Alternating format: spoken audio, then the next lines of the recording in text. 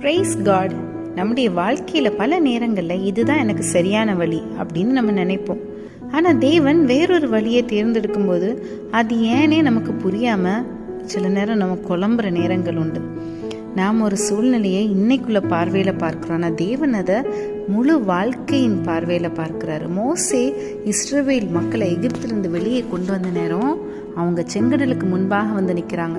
முன்னால் கடல், பின்னாடி எகிப்தின் படை. அப்போ அந்த மனிதர் பார்வையில் இனி தப்பிக்கவே எங்களுக்கு வழி இல்லை அப்படின்னு சொல்லிட்டு அந்த ஜனங்கள் எல்லாம் மோசேக்கு எதிராக முறையிட்டாங்க.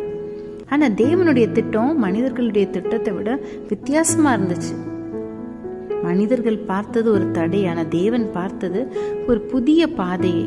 மக்கள் நினைச்சது கடல் தான் எங்க முடிவுன்னு. ஆனால் தேவன் என்ன பண்ணார், அந்த கடலின் நடுவே அவங்களுக்கு ஒரு வழியை உண்டாக்கினார். செங்கடல் பிரிந்த அந்த இஸ்ரவேல் ஜனங்கள் கால் மிதித்து அந்த இடத்துல செங்கடலை கடந்து போறாங்க. சில நேரங்களில் நம்முடைய வாழ்க்கையிலையும் செங்கடல் போல பிரச்சனைகள் நமக்கு முன்பாக இருக்கலாம். பண பிரச்சனையா இருக்கலாம், குடும்ப பிரச்சனைகள், இல்லை வேலை தொடர்பான தடைகள், எதிர்காலத்தை பற்றிய குழப்பங்கள், இல்லை நீண்ட நாட்களாக பதில் கிடைக்காத ஜெபம். நம்ம பார்க்கும்போது இதுக்கெல்லாம் வழியே இல்லை அப்படின்னு தோணலாம். ஆனால் நம்ம ஒன்றை மட்டும் மறந்து விடவே கூடாது, நமக்கு வழி தெரியாத இடத்திலும் தேவனால் வழி உண்டாக்க முடியும்.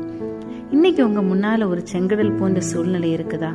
என்ன செய்வதுன்னே தெரியலன்னு நீங்க புலம்பிக் கொண்டு இருக்கிறீங்களா? இந்த வசனத்தை நினைவில் வைத்துக் கொள்ளுங்க. என் நினைவுகள் உங்கள் நினைவுகள் அல்ல, உங்கள் வழிகள் என் வழிகளும் அல்ல என்று கர்த்தர் சொல்லுகிறார். நீங்க பார்க்குற அந்த பாதை முடிந்து விட்டதா இருக்கலாம், ஆனா தேவனுடைய திட்டம் அங்க முடிவதில்லை. எனக்கு புரியவே இல்லை அப்படின்னு பயப்படாம என் தேவனுக்கு எல்லாம் தெரியும் அப்படிங்கிற நம்பிக்கையோடு நம்ம முன்னேற வேண்டும்.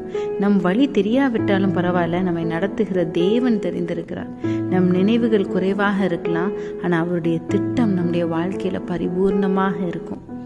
என் வழி அல்ல கர்த்தருடைய வழி, என் நேரம் அல்ல அவருடைய நேரம், என் எண்ணம் அல்ல அவருடைய எண்ணம் சொல்லிட்டு அவரை மட்டும் நம்பி நம்ம முன்னேறுவோமா? கர்த்தர் நம்மை ஆசீர்வதிப்பார்.